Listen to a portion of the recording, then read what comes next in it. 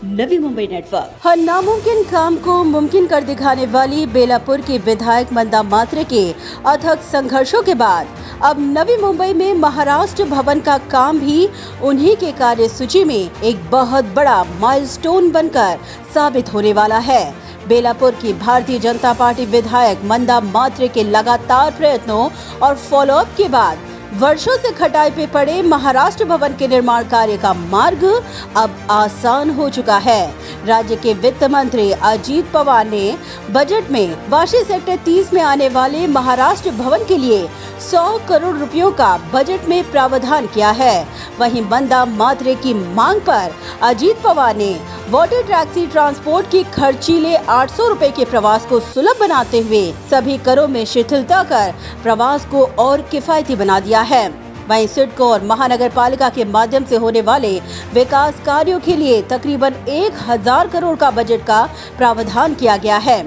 जनता सर्वोपरि की भावना के साथ काम करने वाली मंदा मात्रे के इन्हीं प्रयत्नों को मिली सफलता को देखते हुए आज भारतीय जनता पार्टी नवी मुंबई जिलाध्यक्ष रामचंद्र घरत के नेतृत्व में एक शिष्टमंडल ने आज बेलापुर की विधायक मंदा मात्रे का गौरव निवास स्थान पर जाकर अभिनंदन व्यक्त किया। मीडिया से मुखातिब होते हुए मंदा मात्रे ने कहा कि महाराष्ट्र भवन संपूर्ण महाराष्ट्र के लिए अब एक भूषण बनकर साबित होगा।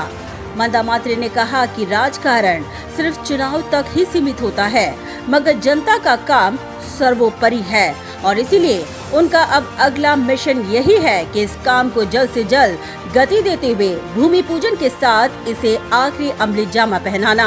महाराष्ट्राचं महाराष्ट्र भवन नव्या मुंबईमध्ये फार होणं गरजेचं आहे, कारण आपल्याला सिडकोने जवळजवळ 20 वर्षापूर्वीच प्लॉट दिलेला आहे, पण कुठल्याही सरकारने त्याच्यावरती एवढं सिरियस घेतलं नव्हतं। शेवटी आता प्रत्येक वेळी मला सांगावं लागलं की महाराष्ट्र भवनाची गरज का आहे। येणारे विद्यार्थी पोलीस भरतीला जेव्हा येतात तर त्यांना कुठे राहण्याची खाण्याची व्यवस्था नसते। IAS ऑफिसर बनायला येतात, परीक्षेला जातात, त्यांनाही व्यवस्था नाही, अधिकाऱ्यांना नाही। कोविडसारख्या वेळी हॉटेलमध्ये अधिकाऱ्यांची व्यवस्था केली, पैसे गेले। पश्चिम महाराष्ट्र, मराठवाडा, कोकणातून येणारी लोक त्यांना कुठे उतरण्याची व्यवस्था नाही, एखाद्या हॉटेलमध्ये जावं लागतं। अशा परिस्थितीत महाराष्ट्र भवन झालं तर आपली महाराष्ट्राची संस्कृती, संस्कार सगळे तिथे जतन केले जातील। महाराष्ट्राची पैठणी असेल, महाराष्ट्राचं फ्रूट असेल, जे काही असेल, हे महाराष्ट्र भवन एक सर्व सुख सुविधांनी उपलब्ध व्हावं। एक लायब्ररी असावी, आपले जे साहित्यिक आहेत त्यांची पुस्तकं असावी, अशा पद्धतीचं जर एक महाराष्ट्र भवन व्हावं असं स्वप्न होतं। बऱ्याच वेळा मी उपमुख्यमंत्री अजितदादा पवार यांच्या मागे लागले, ते अर्थमंत्री आहेत, की मला गेल्या अधिवेशनात त्यांनी मला 29 कोटी दिलेले, पण त्याचा काही उपयोगच होत नव्हता। मग यावेळी त्यांनी 100 कोटीची ज्या दिवशी घोषणा केली की 100 कोटी मी महाराष्ट्र भवनला देतो आणि चांगलं सुसज्ज असं बांधूनही देतो, हे त्यांनी मला सांगितलं भेटून। तर त्यामुळे मला खूप दिलासा मिळाला, कारण त्या भवनाचा उपयोग पूर्ण महाराष्ट्रातल्या लोकांना होणार आहे आणि आपलं कामच आहे शेवटी खुर्चीवर बसल्यावर प्रत्येक लोकांकडे जाऊन आपण आपलं काम करून घेणं। कारण ज्यावेळी मुख्यमंत्री देवेंद्रजी फडणवीस साहेब होते त्यावेळी अनेक पक्षातील आमदार यायचे, त्यांच्याकडनं सर्व कामं करून न्यायची। राजकारणात असं काही नसतं, राजकारण हे 1-2 दिवसापुढे निवडणुकीपुरती असतं।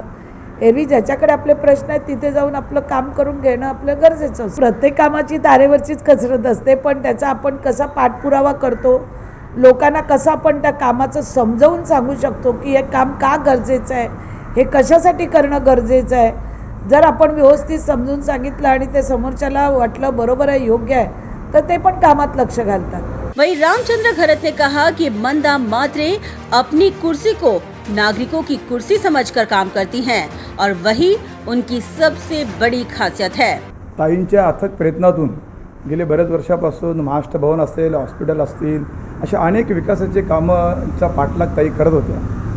सत्ताधाऱ्यांना त्यांनी भाग पाडलं की विरोधात असताना देखील कशा प्रकारे एका आमदाराचं काम केलं पाहिजे आणि म्हणूनच सत्ताधाऱ्यांनी अजितदादा पवार असतील, त्यांचे सत्ताधाऱ्यांचे मुख्यमंत्री असतील, यांनी ताईंच्या मेहनतीला आज चांगल्या प्रकारचं फळ दिलेलं आहे। महाराष्ट्र भवन हे गेले कित्येक वर्षापासून ताई त्याचा पाठलाग करतात, त्याला मी साक्षीदार आहे। मी स्वतः ताईंच्याबरोबर चंद्रकांत दादाचे इथे घाटे वगैरे आम्ही बसलो होतो, त्यावेळेला देखील काम पूर्णतः येणार होतं, पण ते राहिलं गेलं।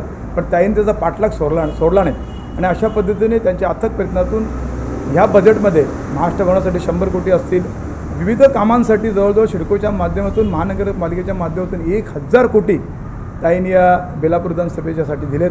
त्याबद्दल ताईचं अभिनंदन करण्यासाठी आम्ही जमलोत.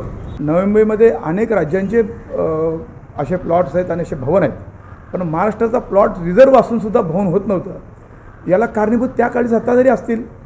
आम्ही सत्तेवर असताना ताईंनी इतकी मेहनत केली की आम्हाला देखील फेऱ्या मारायला लावल्या आणि अशा पद्धतीचं अथक प्रयत्नातून एक अतिशय कष्टाने ताईंनी हे महाराष्ट्र भवन इथे उभारण्याचा प्रयत्न केले आणि आता ते मला वाटते पूर्णत्वास येईल.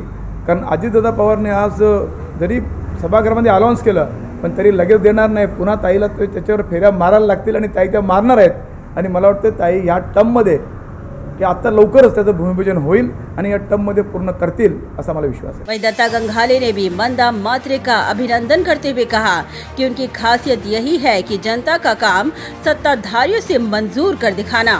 मंदाताईंचं अभिनंदन करावं तेवढं कमी आहे. महाराष्ट्र भवनाचा विषय हा मराठी अस्मितेचा विषय आहे आणि आपण पाहतोय की वाशी रेल्वे स्टेशनच्या समोर अनेक राज्यांचे भवन उभे आहेत आणि महाराष्ट्र भवनाचा हा जो भूखंड आहे हा रिकाम्या त्या ठिकाणी असतानासुद्धा त्या ठिकाणी महाराष्ट्र भवन उभं राहत नव्हतं. 2014पासून ताईंनी ज्यावेळेला भारतीय जनता पक्षाच्या ताई आमदार झाल्यानंतर त्यांनी सर्वप्रथम महाराष्ट्र भवनाच्या या भूखंडासाठी विविध परिश्रम घेतले. ते भूखंड महाराष्ट्र भवनासाठी राखीव ठेवण्यापासून मधल्या काळामध्ये तो भूखंड वेगळ्या कामासाठी सुद्धा सिडकोचा डाव होता. त्यावेळेचे तत्कालीन मुख्यमंत्री आदरणीय देवेंद्रजी फडणवीस यांच्या माध्यमातून ताईने तो भूखंड पुन्हा महाराष्ट्र भवनासाठी ठेवून घेतला आणि आज महाविकास आघाडीचं सरकार असतानासुद्धा 100 कोटीची तरतूद अर्थसंकल्पात करणं ही खूप मोठी गोष्ट आहे.